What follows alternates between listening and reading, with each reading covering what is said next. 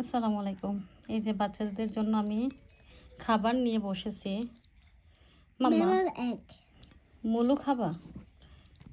বাচ্চাদের জন্য আমি যে খাবার নিয়ে বসেছি, আমি চিকেন নিয়েছি, তারপর ঢেঁড়স নিয়েছি, তারপরে ইট ইট একটা নাও। ইয়া ওকে দিলাম। মিষ্টি হদু নিছি, তারপরে আমি হট হট এই যে আমি নিয়েছি। ওই যে আমার মেয়েটা খাইতেছে, ও সাদা অংশ খেতে চায় না, ও ভেতরের ওইটা খাবে। দেখো মা, হট। এই যে ফুদো ফু, ইয়াস। আর এদিকে আমি এটা নিয়েছি হ্যান্ড।